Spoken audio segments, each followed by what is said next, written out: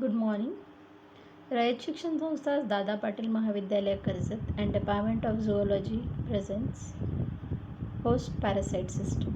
I, Dr. Pratima Pawar, welcome all my dear students in this session of audio video lecture on host parasite system. Okay, as we all know that a host is any organism on which a parasite lives. Okay, and a parasite is any organism which cannot live without its host. In such a condition, the parasite must be well adapted to its host so that it will live successfully. So, if an animal is to be successful parasite, it must possess the attributes of infectiousness, establishment, and transmission. So, let's see what these attributes are. Infectiousness.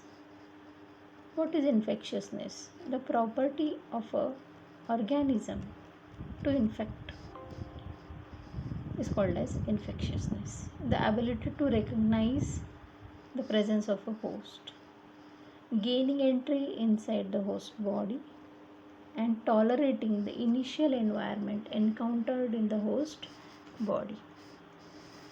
Okay, now once infection is created, they establish themselves. Now, this establishment can be expressed by reaching the suitable definite site on or inside the host body.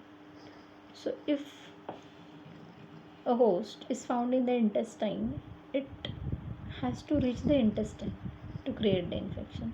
So, reaching that suitable place inside, or if it is a bug, blood sucking bug, it should reach a place from where it can suck blood easily. Okay, so these are the locations or reaching the suitable site. Neutralizing the adverse conditions of the host is establishment. If there are adverse conditions like pH, temperature, okay, so this has to be neutralized, carrying out all the normal physiological processes including the growth. Now, during establishment of the parasite, it must do all the normal physiological processes along with growth. Now, its own growth is very necessary, but the growth and normal physiological processes of the host are also that much important, because if the host is alive, then and then only the parasite is going to be alive. So the next stage comes transmission. So what is transmission? Now most of the parasite needs two hosts or more than two hosts to complete their life cycle. Moreover, if there are too many parasites in the host body, the host may die. So in order to avoid this, they do transmission. Okay, the parasite has to therefore find at least periodically new host. This problem of transmission is usually solved by the parasite by the following ways. So what are these following ways? 1. Reproduction in large numbers. So the parasite produces large numbers of individuals or eggs. If we take an example of a female roundworm, she will produce 1500 million eggs in her life cycle, entire lifetime. So this is a very large amount of eggs. So why there is a need to produce such a large amount of eggs? Because survival rate is low. Okay. Next, they give rise to a stage which can leave the host, survive outside the host body, and reach another host. So they live inside the host, grow inside the host, and now when they feel that they should find a next host, they will reach a certain stage which is so sturdy, which is so protective, where they can leave the host. A common solution for this problem of survival away from the host is to enclose the infective stage in a resistant cyst. Now, what is a cyst? A cyst is a covering, a hard covering over the body of the organism. Okay, so that the organism may remain viable in a live condition for several months, if not years. Okay, so they can remain viable in this same condition for several months until they again get the favorable conditions for infection. Okay, there are some pre-adaptations to infectiousness. So what are these pre-adaptations? Tolerance to the environment. An organism can function as a parasite only if it is able to tolerate the environment of its host body. So tolerance to this environment is must. This is the prerequisite. Okay, these pre-adaptations are the prerequisite. Second, the stage of tolerance leading to the establishment of parasite is known as infectiousness. So that stage where it has established itself and it is tolerating the environmental condition inside the host is called as infectiousness. In other words, the parasite must have structural and metabolic properties which enable it to live in the host.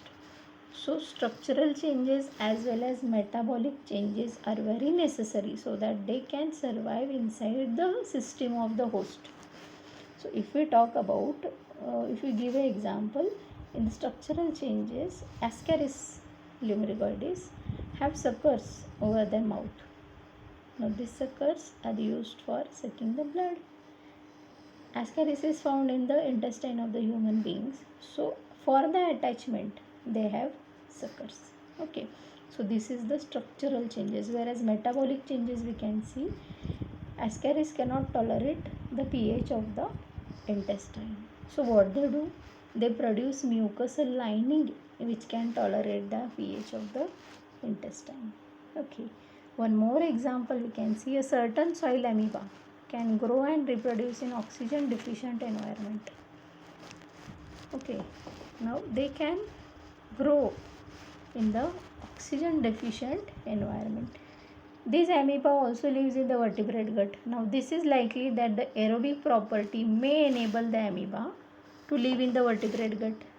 So oxygen deficient environment is also present in soil, and the similar environment is also present in the gut of human beings. Hence pre-adaptation. Okay, if this organism could withstand the effects of enzyme and utilize the nutrients, then we might consider that the soil amoeba are pre-adapted for intra-intestinal life. So they are not pre-adapted. Why? Because they cannot sustain the enzymes and utilize the nutrients. Okay, now pre-adapted, okay, or this pre-adaptation may refer to the possession by an organism of certain properties which enable it to change the another way of life. Okay, for example, a particular organism is anaerobic before it enters the host and then it becomes aerobic after entering the host, or vice versa. So it has to change the way of life. The example of evolution of Trypanosoma is a classical example of a blood dwelling protozoan causing sleeping sickness in man. Okay, it is believed that this parasite is evolved from the Phytomonas like ancestors through Herpetomonas like stages. Okay, now all are closely related. If we see, they all are closely related and it is evolved from a closely related bug. We'll see. Phytomonas lives in the latex of plants. Okay, the organism transmitted from one plant to another by certain plant bugs. They feed on plant juices by their piercing and sucking type of mouth parts. So it is thought that the descendants of such plant dwelling parasites gradually adapted to insect host until they became more parasites of insect than plants. So they got adapted from plants to the insects. Okay, the next stage in the evolution was probably a form similar to Herpetomonas, a parasite living in the gut of a variety of plant feeding insect. Now, certain organisms which are found in the gut of plant feeding insect, because they are piercing and second type of mouth parts, such insects can be considered to be pre-adapted for piercing the skin of vertebrates and sucking their blood. So here you can see how pre-adaptation takes place. Okay. Gradually the insects and their parasite becomes entirely adapted to mammalian blood. Hence a latex sucking insect finally got adapted to mammalian blood sucking insect. Okay. Now we are going to see meiosis. What is meiosis? Infestation of live human or other vertebrate host with fly larvae, especially belonging to the insect of order Diptera, are called as meiosis. We all know the common Musca domesticus, that is the common housefly. Infection is accidental by ingestion of eggs or larvae of flies, contamination of food. You can see that contaminated food leads to the infection. Meiosis was either found to be asymptomatic or show gastrointestinal symptoms when ingested through food. The flies grow inside the host while feeding on its tissue.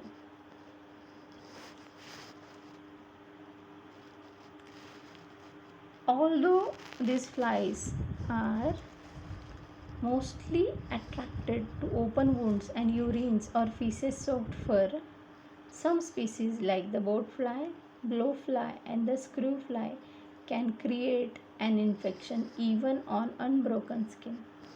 Majorly, it is seen that broken skin or wherever there is a gap in the skin, infections are created. Here we can see that some special flies can even create infestation on unbroken skin. Non-meiotic flies such as the common housefly, Musca domesticus, are vectors agents for the parasitic larvae. So here we can see that they are non-meiotic flies, but they behave as a vector, as a carrier for this parasitic larvae. When they sit on the food, they bring the larvae. Here we can see the boat fly, the blowfly, and the screw fly. Okay, meiosis classification according to the type of tissue. Meiosis can be classified as cutaneous meiosis, urinogenital meiosis, body cavity meiosis, wound meiosis, oral meiosis, and intestinal meiosis. Cutaneous meiosis. Infections of the skin by larvae of certain flies is known as cutaneous meiosis. Two types of cutaneous meiosis describes depending on the species involved are funicular meiosis and migratory meiosis. The funicular meiosis in animal is commonly caused by the larvae of boat flies. This meiosis occurs after the penetration of the diphtheran larvae into the healthy skin, where an erythematous funcule like nodule develops with one or more maggots inside. Okay, so there is a outgrowth in the skin where a nodule is developed and through which the maggots develop. Dermatobia hominis and Cordolobia anthropoga are the common causative agents of funicular meiosis.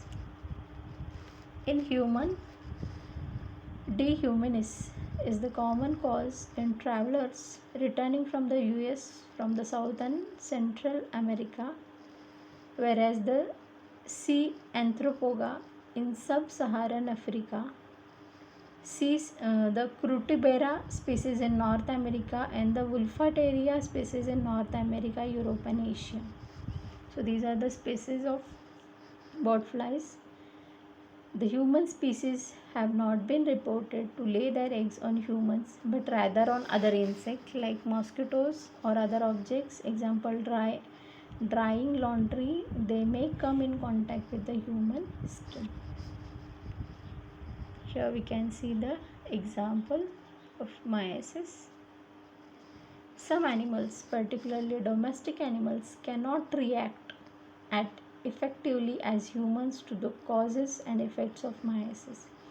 Such infections present at severe and continuing problems for livestock industries worldwide, causing severe economic losses. So there are a lot of problems created in the economy because of this type of myiasis. They are not mitigated by human actions. So no human action is being taken. The next is the migratory myiasis. Migratory myiasis or creeping myiasis occurs when a diphtheриan maggot starts to migrate aimlessly through burrows in the skin, producing the migratory pattern of lesions. The deepness of the tunnel and the migration speeds are the factors responsible for the clinical features. If we see the larvae of the genera of the horseboard fly or the cattleboard fly, they cause almost all cases of creeping myiasis in humans. So here we can see they are mostly associated with cattle and horse, which are in close contact with the humans. Humans are accidental hosts of these agents, and these agents are unable to complete their life cycle within human skin.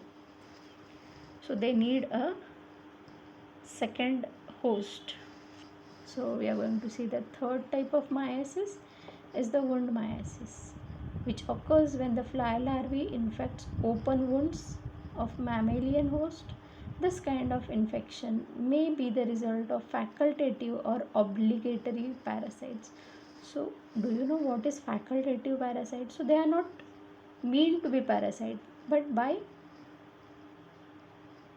force they become parasites, or obligatory parasite. Now obligatory parasites are those parasites which cannot live life outside the host body.